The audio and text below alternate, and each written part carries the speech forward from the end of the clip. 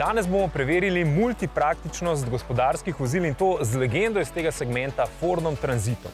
Potem za rep ujamemo čudovit jesenski dan in skupaj z vami preizkusimo Jeep Avenger.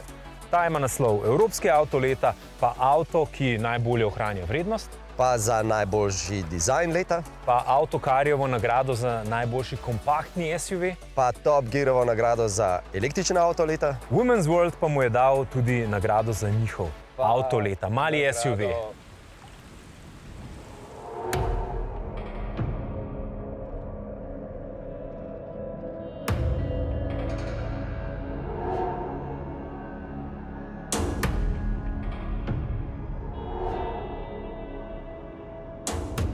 Pozdravljeni v avtomobilnosti in to v kar 250 oddaji. Tudi tokrat bomo električni, ampak tokrat ne v razredu osebnih avtomobilov, ampak v razredu lahkih gospodarskih vozil. Za te velikokrat slišimo in tudi mi marsikdaj rečemo kar kombi, ampak kombi je le en del izmed segmenta lahkih gospodarskih vozil. Tisti, ki je namenjena prevozu oseb, ampak lahkih gospodarskih vozil pa je zelo veliko različnih vrst in v nekaterih pride elektrika še kako prav.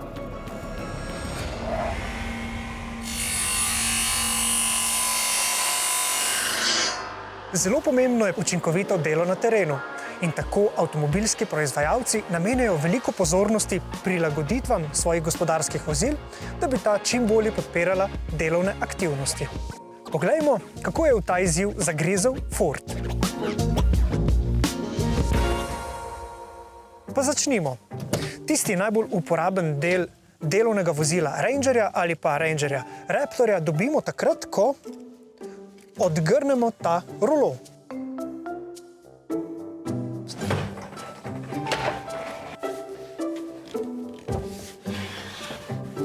Keson oziroma dobrih 120 cm širok tovorni prostor zelo preprosto dosežemo po zaslugi te priročne stranske stopnice. Na zadnji stranici, ki nam lahko recimo služi tudi kot delovna miza, najdemo pritrdilne žepe za spone in druge priročne pripomočke.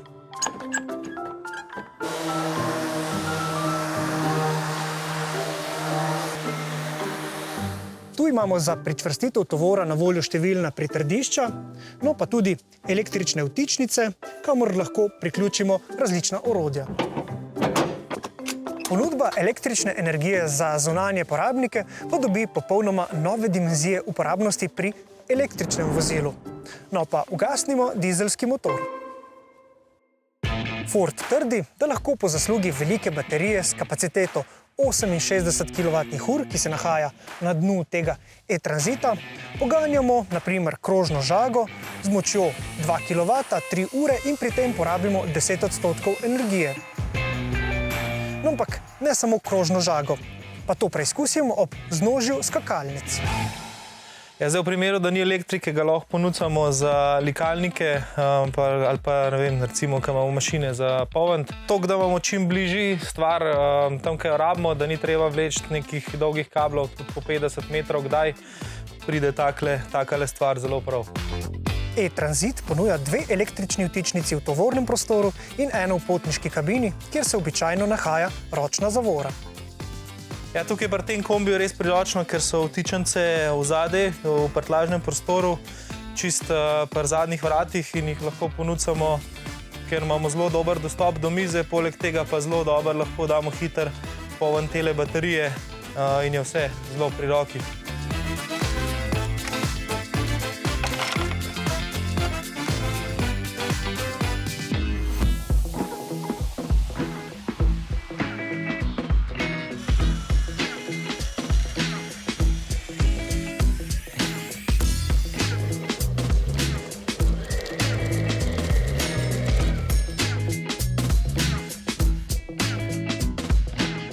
Vtičnice, ki jih aktiviramo z gumbom neposredno nad njimi ali pa na osrednjem zaslonu v potniški kabini, lahko priključimo tudi druge, bolj ali manj zahtevne porabnike. Pa naj svoje naprave na elektriko priklopi kar mojster Mizar. Mizar, ki je pred časom navdušil tudi ljubitelje avtomobilov, ko je iz lesa izdelal pravi, torej povsem uporaben model T. Ta čudovit avtomobil je tokrat počival v njegovem muzeju, zato pa smo se lotili nekoliko bolj vsakodnevnih opravil. Prvo je zelo pomembno, da prideš na mesto. Še večja vrednota je pa to, da imamo elektriko s sabo. To se pravi, so določene detajli, ki pa res rabiš električno energijo, tako da na kabel, na fizično, veliko je na akumulatorsko, ampak kabelska še vedno je tista, ki ne more nadomestiti nobena baterija določene za detajle. Tukaj je tipičen primer halnica za zalepljanje šperovcev. In to je idealna stvar, da ni treba elektrike vleči iz objekta ali pa tako. Kje se to ponovadi dela na terenu? Kako? Izven objekta, zato ker je to tako veliko, da v prostoru je skoraj nemogoče sekretati. Tukaj rečemo 1,5 kW, zato da le približamo ta trak. Vse nadaljno stiskanje je pa s svorami, s cvingami.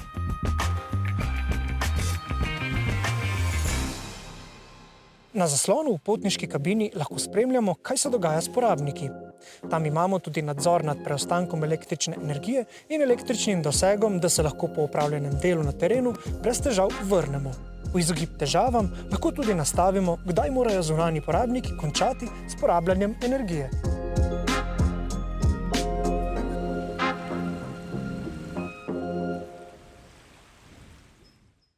Zdaj pa nam bo Sebastian predstavil Ford Transit Custom, ki bo še nekoliko dvignil napetost v segmentu lahkih gospodarskih vozil. Tudi pri teh velja enako kot pri osebnih avtomobilih. Če so že od začetka zasnovani zgolj z mislijo na električni pogon, je njihov potencial v tem smislu lahko bistveno bolje izkoriščen.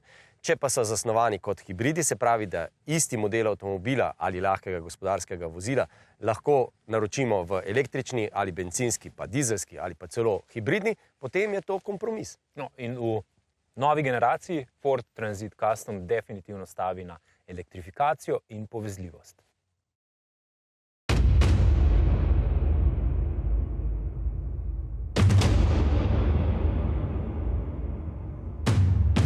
Ford Transit Custom je že od leta 2015 najbolje prodajan dostavnik v Evropi. Trdno za petami mu je tudi potniška različica Tourneo in tako je tudi v Sloveniji. Zdaj so se pri Fordu odločili za osvežitev in prenovo. Nas pa je seveda najprej zanimalo, kako je lahko najbolje prodajan avto še boljši. We're sitting here in the back of the Tourneo with some fantastic flexible seating. We can move it forwards, backwards, independently, take them out, create a really versatile load space. So we haven't got the restrictions of the seating, the packaging that comes with. Another great one that we learned from our customers, they spend so many hours in their vehicles from dawn to dusk, and they use it as a workplace. They're between jobs. So they sit in their cabs, they have breakfast in their cabs, they have lunch in their cabs, they have dinner in their cabs. They make calls from their cabs, they do their accounts, they do a whole load of things, and we can see them, compromised in terms of space and nowhere to write. So what we've done is we've created this, mobile office concept where the steering wheel can be operated in multiple angles. So you can put a tablet on it, or you can put it horizontal to give you a perfect flat space, for your laptop, for your lunch, your breakfast. You can make your sandwiches on it. We complement that with some fantastic interior lighting. So again, they can work at dawn and dusk. So it really gives them the flexibility to work in that space. And we also enable it with additional power, so they can keep the place tidy, where they can put their devices. We have wireless charging, so they don't even need to worry about wires. They can connect seamlessly to Apple CarPlay or Android. And we've created a lot of creative open stowage and closed stowage on the vehicle. Things like moving the airbag from the passenger side instrument panel, putting it up in the roof without compromise to outward visibility of the vehicle, so they can still see everything around them. And they gain this fantastic space above there to put all of their tech in they want to. As the people make that transition from being fully connected, we've still got people with notebooks and pads and clipboards that they want to put somewhere. So this is a great stowage space to put that stuff as well. And it's all those little things, attention to detail, that really make the best-selling van even better.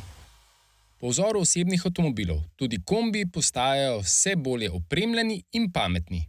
Yeah, so we've got mechanical richness in the vehicle. We've got a stiffer vehicle, it's a lot more capable, it's a lot more safer, it meets more stringent requirements. And because of the revised suspension on the rear, it becomes a real capable product. High-speed confidence on motorways when laden and unladen, gives a much more refined ride for the cabin experience at the back, and that really enhances and uplifts the capability and usage of the vehicle. The IP is very rich now with full digital screens for both the cluster and the Sync 4 centre stack, a 13-inch touchscreen screen there. Connected navigation through that very powerful 5G connected modem, enabling more than 30 modules on the vehicle to be updated with 4 Pro Power updates, keeping the vehicle really fresh and some new digital experiences to come that will really continue to make the vehicle vibrant. Tudi med testnimi vožnjami so bila prav vsa vozila opremljena z dizelskim motorjem, ki se je izkazal za povsem spodobnega, dovolj zmogljivega in tudi varčnega. Morda tako na prvo žogo bi lahko bil komu po godu tudi priključni hibrid. Za električnega tranzita pa mora biti uporabnik zares specifičen ali pa ga mora preprosto imeti za voljo okoljevarstvenih zahtev okolja, v katerem se vozi. Ste se kdaj vprašali, zakaj se karaoke v Evropi niso nikoli tako dobro prijele kot v Aziji? Mimogrede, karaoke štejejo že več kot 50 let. Japonska, ki je zibelka te zvrsti zabave, je karaoke najprej izvozila v sosednje azijske države, potem pa v širni svet, ki je karaoke poznal tudi že prej. Do nedavnega je kitajski avtomobilski trg plesal po naših taktih, bencinskih in dizelskih. Zdaj se mi zelo hitro učimo njihovih pesmi. Če jih ne bomo znali prav dobro, jim ne bomo prodali prav veliko avtomobilov. In te so zelo drugačne od naših. Kitajski kupci so namreč rekli, da so jim električni avtomobili iz Evrope zastareli in nezanimivi zato, ker ne ponujajo dobrih vmesnikov za karaoke. Ampak to v resnici ne sme biti preveliko presenečenje in se da razložiti. Kako visoko na spisku nujnih stvari, ki jih mora imeti vaš nov avto, pa je vmesnik za karaoke?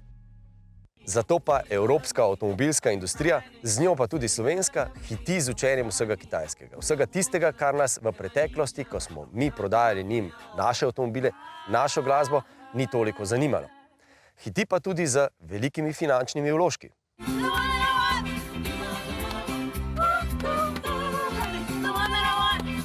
Seveda to predstavlja tudi tveganja. Kitajska je ekonomsko in geopolitično gledano izziv zase.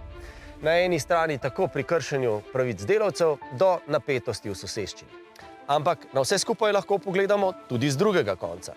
In rečemo, da če se bomo tesno in dobro ekonomsko povezali in strmeli k dobičku na eni in na drugi strani, bo možnosti za napetosti manj. Posel ima rad stabilnost, če le ni vojaški. Zdaj bo torej več kot primeren čas za učenje karaok. Morda ste pozabili, ampak leta 1995 je z Dejo Mušič karaoke pela vsa Slovenija. Jaz grem kar nazaj sedet, mogoče jo bom videl spet. Naš bom kar umrl, sej ne bom te prl. Jaz grem kar nazaj sedet. Je ful bila dobra mrha, men potrebna prha, ne znam več niti rapet. Mat mi prav, ti si čist nor, pa sej šofer, grem gor, sem od mesta te. Jaz bi te poljubil rad in zapel ti bom šalala, šalalalala. Tukaj se imamo dobro, se imamo dobro. Thomas Ulbrich, šef razvoja pri Volkswagenu, je nedavno v enem od intervjujev rekel, da niso vedno prvi pri predstavitvi tehnoloških novosti, ampak takrat, ko pa dajo to v svoje avtomobile, pa poskrbijo, da deluje dobro. In to še kako drži. Poglejmo samo primer z italijanskimi avtomobilskimi znamkami. Te so predstavile v svoji zgodovini izjemne tehnološke rešitve, ampak zaživele kot standard so pa šele takrat, ko jih je vgradil Volkswagen. Pri novem ID.7 želijo to filozofijo ponoviti, prihaja kot predstavnik višjega srednjega razreda in alternativa Passatu, ki pa je legenda znamke. Pred približno pol leta smo prvič sedli za volan takrat še zamaskiranega, novega, električnega Volkswagenovega avtomobila. Zdaj je ID.7 pripravljen za serijsko proizvodnjo in če združim takratno vožnjo s tokratno, lahko še vedno potrdim, da je Volkswagen naredil pravi avto. Pa tu ne mislim samo na vožnjo, ampak tudi ali pa predvsem na obliko. Zdaj je ID.7 v primerjavi s prejšnjimi ID-ji veliko bolj všečen in dinamičen.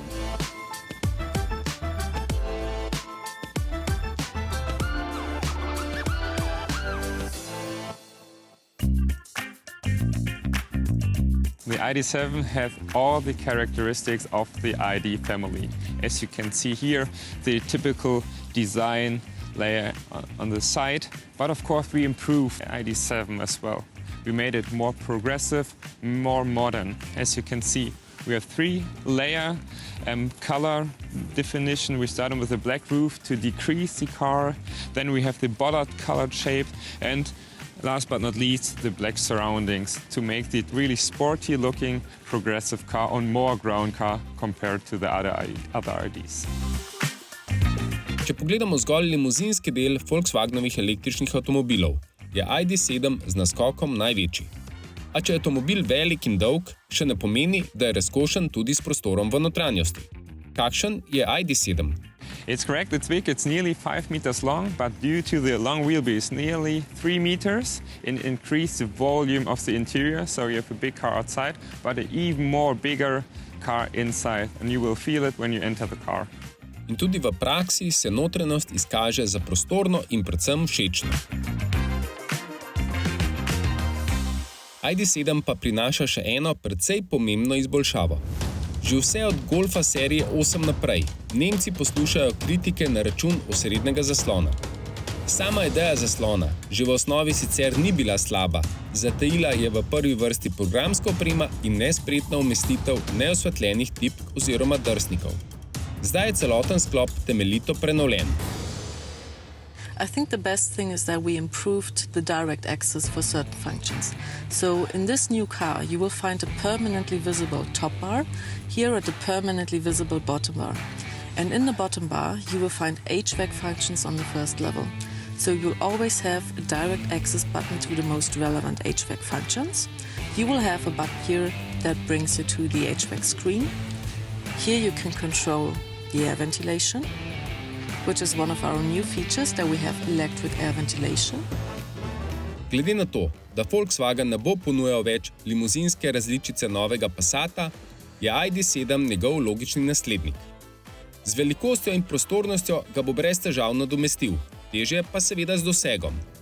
Nemci sicer obljubljajo, da se bo z večjo baterijo dalo prevoziti tudi več kot 700 km, trenutno pa v idealnih pogojih baterija s kapaciteto 77 kWh zagotavlja dobrih 600 km dosega. ID.7 je v predprodaji v Sloveniji že mogoče naročiti, prvi avtomobili pa naj bi k nam pripeljali v začetku prihodnjega leta.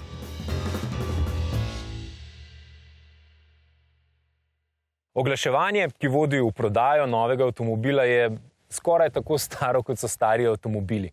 Oziroma ima svoje določene zakonitosti.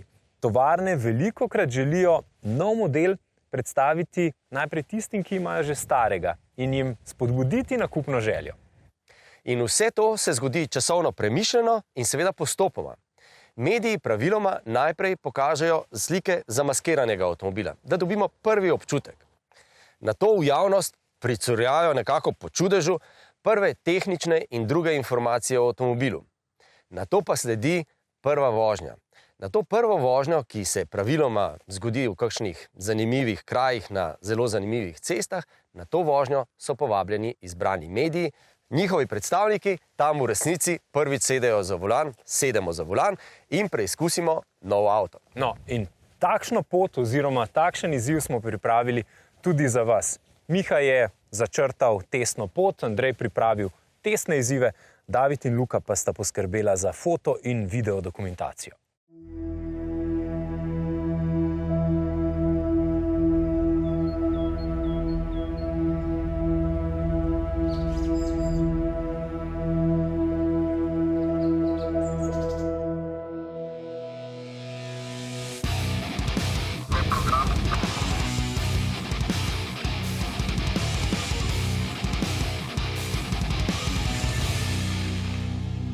Da smo lahko poročilo iz tokratnega izleta stlačili v televizijske minutažne gabarite, smo vam pometali vtise o Avengerjevih cestnih sposobnostih. Te vam zato zdaj ponujamo v daljši zgodbi, do katere lahko dostopate tako, da se poskenirate QR kodo na zaslonu. Zdaj pa se posvetimo tistemu bistvu. Je zelo simpatičen avto in tudi lepe rumene barve. Seveda ne boste presenečeni, da so se za tokratno dviganje rumenega jesenskega listja z rumenim Avengerjem prijavili tudi terenski strokovnjaki. Glede na to, da nima štirikolesnega pogona, se mu ravno težko reče džip. In to pri tem avtu pogrešam. Jaz sem kozdarka, in jaz se res veliko vozim in imam že zelo v rokah in nogah in v občutku, kako je, če je štirikolesni pogon, kar je moj delovni avto, ima na vsa 4 kolesa pogon in gre lepš. Jaz bi se pozimi zelo bala z njim peljati, ker vem, da bi zakopala in to se mi je že zgodilo. Jaz imam 2 avta in včasih uporabljam tistega, ki ima na 2 kolesi in pol me s traktorji ven vlečejo, tako da to je kar zamudno. Imam 4x4, imam jo predvsem zaradi zimske sezone, zaradi snega, ker turno smučam tudi in se pol malo lažje do kam pripeleš, pa malo bolj ziher si, da ko priješ nazaj, boš tudi kaj dodatnega snega pade, vršil v dolino. No, sej vse to smo vedeli, ampak vsem tem terenskim zanesenjakom Jeep sporoča, da bo tudi Avenger naknadno dobil 4-kolesni pogon. Ampak čeprav Avenger ni tisti ta pravi Jeep, pa je vendarle Jeep. Zdaj smo se ustavili pri najbolj znanem slovenskem. Kaj sem že prej rekel? Šverce, sam ni šverce, ne? Tihotapcu, ja, točno, ja.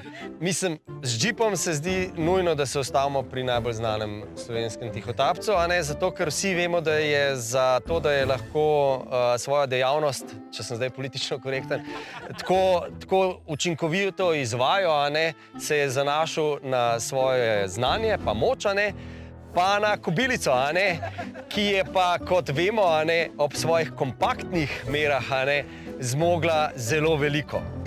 Da je torej majhno električno kobilico naredil strokovnjak za terensko vandranje, je v današnji zgodbi ključnega pomena. To kažejo že tehnični podatki. Avto je zelo simpatičen, Jeep jasno je vrhunsko terensko vozilo, dovolj visok odstav, dovolj velik, pregleden. Taka višina dejansko predstavlja mogoče malo bolj lagodno vožnjo po slabšem terenu ali pa, ko se recimo spraviš nabirati gobe, je lažje ob cesti parkirati. Čekaj še štor sploh, ne? Tako je. Meni je bilo všeč, da je imel zelo fajn lego na cesti, nikjer nisem imel občutka, da zdaj se mi bo zvrnil avto. Zelo lepo je tudi potegnil v klance, lepo je tudi ovinke zvozil, tudi tam, ker je bilo veliko listja, orang spolsko, sem se kar dosti varno počutila. Mogoče se mi zdi malo bolj hrupen po makadamu. Glede na to, da je električen avto. Ja, se sliši vse. Se kar naenkrat v bistvu vidiš, da v bistvu vsi sestavni deli v bistvu šele naredijo enega hrupa. Ja, točno to, ko sestavijo se skupaj, to plus to pride do določenih teh. Po Sloveniji v bistvu dostikrat imamo tako kozje stezice pa ozke ceste, pa to v resnici je mehen avto, mehen terenc v bistvu boljš, kot pa večji terenc. Absolutno. Širina odgovarja vlakam, kljub temu, da ta avto ne bo šel po vlakah, ne. Cestam skozi vasi. Zaradi preglednosti se da avto zelo lepo mimo robov hiš odpeljati. Električni pogon pa seveda prednost v tem, da se te zadeve dejansko lažje odpeljati, kakor pa z večjim ali pa z avtomobilom na notranje izgorevanje, razen če nimaš reduktorja. Tisti del sem jaz vozil čez gozd pa tako naprej, tam se lepo vidi, kako so reakcije pogona, prenos navora na podlago in tako naprej. Dejansko vse te nastavitve so čutne, se pravi, veš, da se res nekaj dogaja na tem področju, takrat, ko vklopiš. Tak avto je zelo lušten avto za par, ki se lahko odpravi z njim na potep, kjer so pač malenko slabše ceste. Se pravi za ene take vandrovce. Absolutno. Za tiste ferbce, ki... Tam, kjer na gre, si pa taki ljudje namestijo še vlečno kljuko, na katero dajo gorska kolesa in se pol še par metrov naprej odpeljejo. Ste tak? Ne, jaz raje tečem. Lansko leto sem se udeležil teka v Slivenci, tek do Sengor, prav prijeten tek, pri katerem na koncu dobiš metlo, pravo čarovniško metlo. Ne vem, zgolj že pa metlo. Naj povem, da smo bili v Notranjskem krajinskem parku dobrodošli, kajti vozili smo se izključno po cestah. tudi po tistih, na katerih piše vožnja na lastno odgovornost. Ja, to so pač gozdne ceste, ki so vzdrževane, lastniki plačujemo za vzdrževanje gozdnih cest. To je tako kot zavarovanje. Torej, v en sklad se plačuje, potem pa občina, če Zavod za gozdove zazna, da bi bilo treba obnoviti, prosi občino, občina najde izvajalca in potem Zavod za gozdove nadzira to obnovo. Ampak po teh cestah, da bo zabeleženo na kamero, se mi brez težav lahko vozimo. To je javno dobro in lahko vozi kdorkoli po tej cesti, ampak samo po gozdni cesti. Včasih z makadamom tudi vlake. Tako da, če ni noč, pa je vsem cesta, pomeni, da je vlak. Štirikolesni pogon je namenjen za sneg in za slabe razmere, ne pa tudi za delanje prekrškov. Ampak dejstvo, da se ne smemo voziti po teh terensko bolj zahtevnih vlakah, ne upravičuje odsotnosti štirikolesnega pogona, saj ta pride prav tudi na dovoljenih gozdnih cestah. Ampak prav tako tudi klene terenske sposobnosti ne smejo prevladati pri odločitvah, kje se bomo peljali. Pojdimo namreč v gozd z empatijo do narave, še posebej, ko se vozimo po tako čudovitih, idiličnih koncih Slovenije. Ja, zdaj smo pač na kanjonu Iške, to je zelo slikovit in res prekrasen kanjon, ki je pa zelo zanimiv predvsem zaradi življenja. Tle noter ljudje še nismo toliko zmožni hoditi, ker je pač kanjon in je zato res ogromen. Tle imate sokola, selca, tle so gamsi, medvedov je tle zelo veliko. To sam pomeni, da v to ne bo vabilo, pejte na Mokrc. Ne ostane tak. Ne, puste Mokrc primer, pejte raš na Šmarno goro.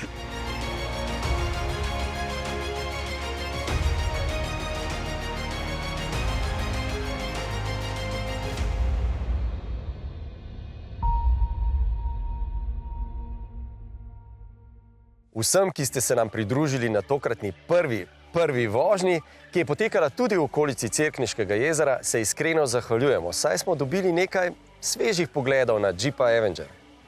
Je pa bil nasploh na to prvo vožnjo, prvo domačo testno vožnjo Avengerja odziv tako zelo dober, da jo bomo zagotovo še ponovili in me prav zanima, s katero svetovno novostjo. In to bi lahko bil dober sklep o naših novih ciljih ob koncu 250. oddaje. Hvala, da ste bili z nami. Se vidimo spet naslednji teden, vmes pa kliknite na rtvslo.si poševnica avtomobilnost. Srečno!